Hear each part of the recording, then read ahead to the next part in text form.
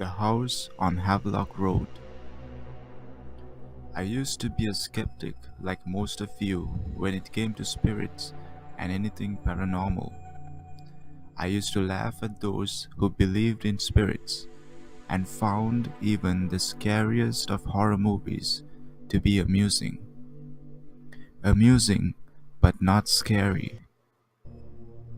But all that changed, and now I truly believe in the paranormal. It all began when we moved into the city, away from our old but homely cottage in the countryside. My dad, who was a lawyer, got assigned into the city, which is why we had to relocate. We were nervous, but excited at the same time about living in the city. I was the middle child, with a younger brother, Kyle, and elder sister, Monica. One of my dad's colleagues of the law firm helped him find a new house in the city, and it was a magnificent house with plenty of space. There were two bedrooms upstairs and two downstairs, along with a guest room and a basement. There was something about this house.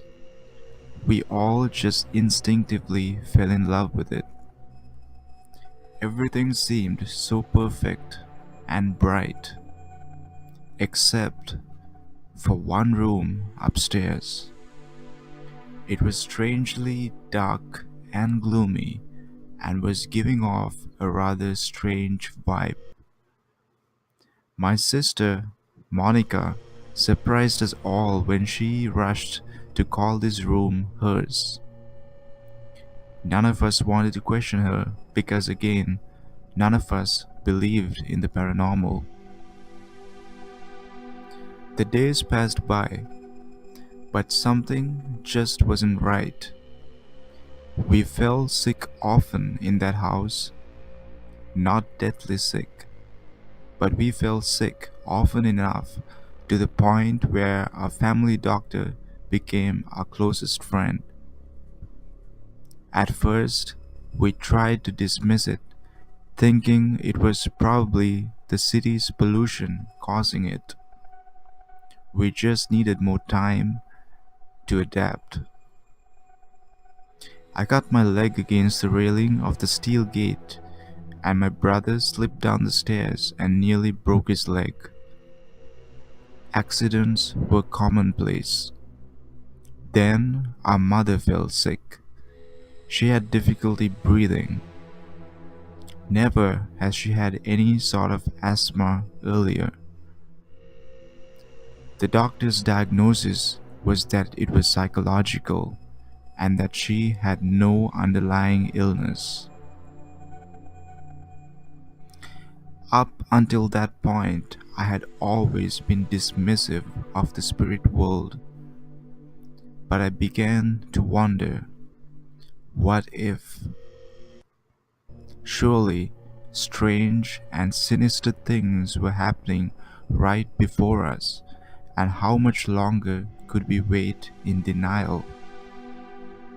Sometimes at night, while we are all at the dinner table downstairs, we could hear high heels clicking, clear as ever upstairs. Each time we tried explaining it away, and after a point we just chose to ignore it, to pretend as it never happened. But then something happened, something we couldn't explain away, nor just ignore. We found out Monica eating the plaster off the wall of the room she was in. You could imagine the shock and horror running through our minds. Ever since we moved in, she had been acting rather strange, but this took the cake. Mom and Dad were lost for words and wondering What on earth was happening to our family? Monica had to be tied to the bed to keep her from hurting herself further.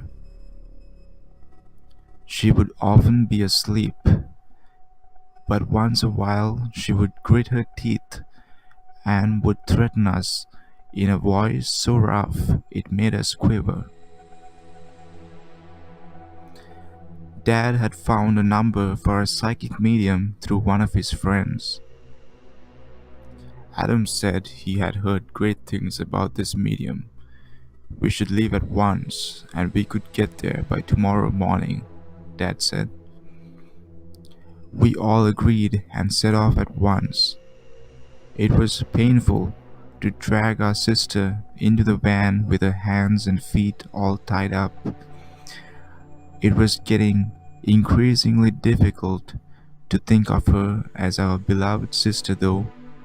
It was like the part of her that we knew was slipping away into the darkness, and a malicious, demonic presence was slowly but steadily taking over her. "Where do you think you're taking me?" she growled, glaring at us. Her bloodshot eyes and hoarse voice sent chills up my spine. Mom and I sat on either side of her in the van while Kyle sat in the back. Dad took the wheel and sped off. We had a steady 6-hour journey ahead of us, but at least there was no traffic. Our minds were busy and worn out. Monica fell asleep after a while. She looked like a rag doll. My heart sank to think of what was happening to my dear sister. It must have been days since she had eaten anything proper. My mother held a rosary and began to pray. I wasn't all that religious, but I felt the great need to join in. If there ever was a time to pray, it was now. Monica moaned, then began to roll her neck. It was scary to watch. The cracking sound of bone was like a horror movie coming alive right before my eyes. "Stop praying," she screamed at Mom.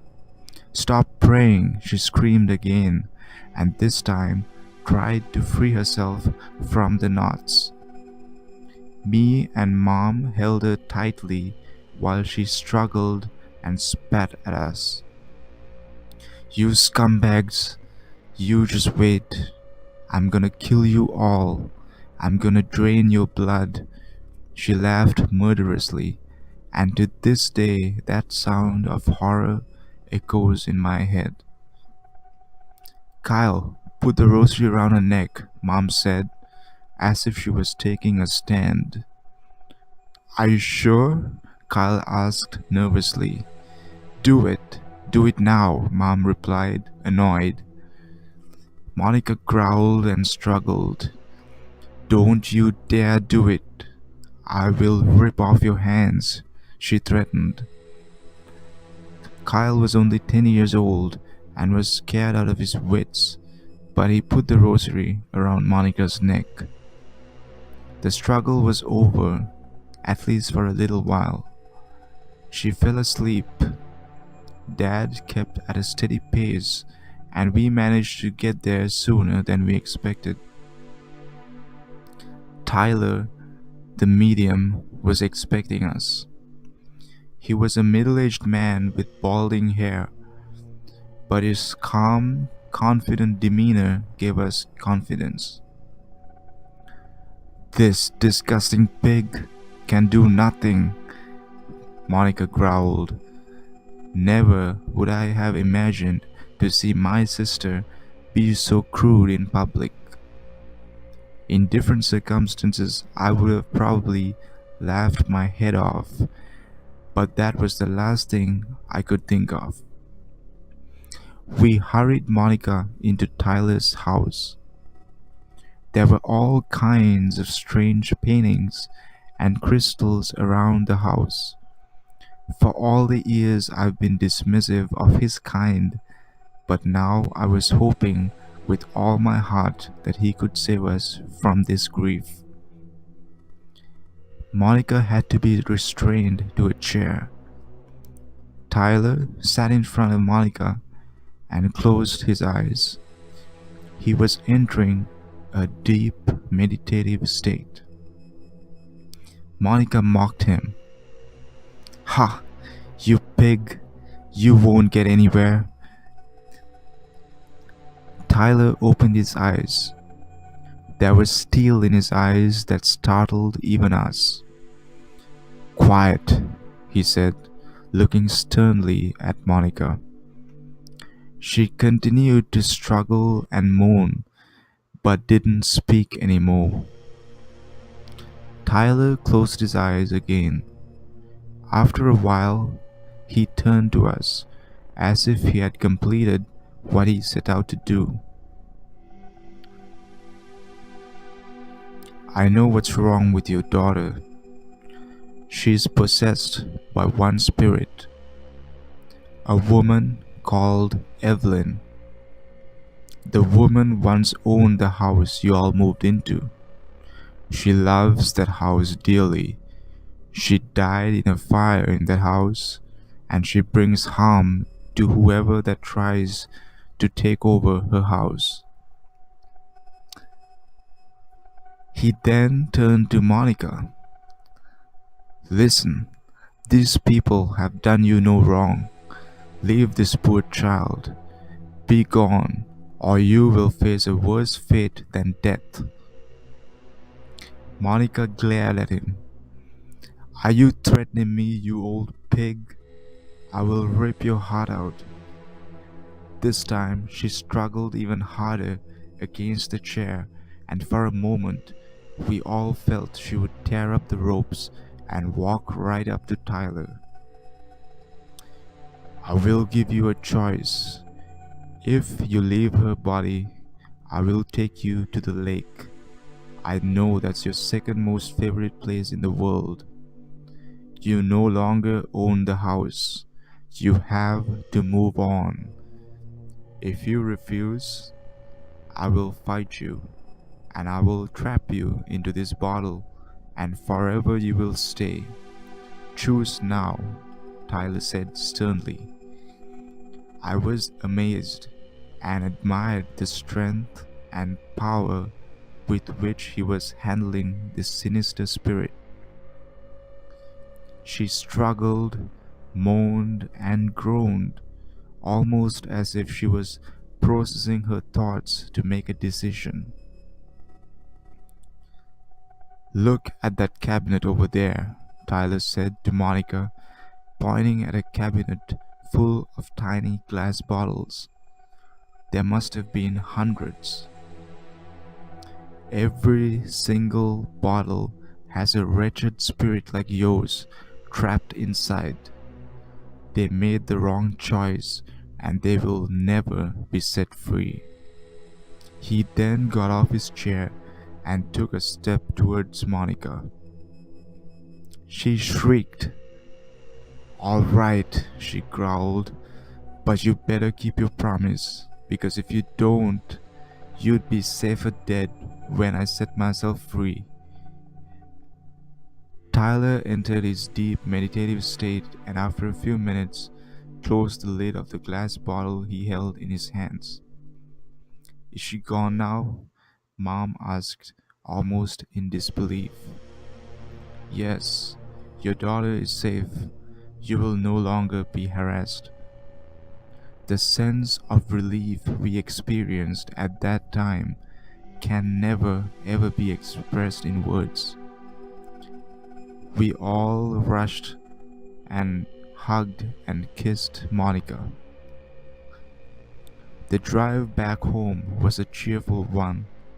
It was a long drive back home, but we didn't care. Monica seemed to be herself again. The sun was beating down on us, and I was looking out of the window. I felt this tug as if someone was watching me. I looked to my right, and sure enough, there was Monica. She was staring at me. When I looked at her, she gave me a wide, almost maniacal grin, and then she winked.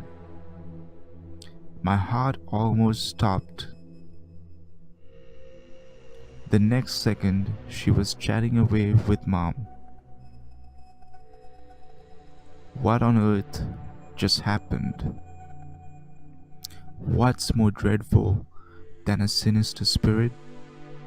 A sinister spirit that knows how to conceal itself. Somehow, I don't think my sister ever made it back to us. I have never trusted Monica since then, and my heart aches at the thought of which spirit Tyler actually locked up in that bottle.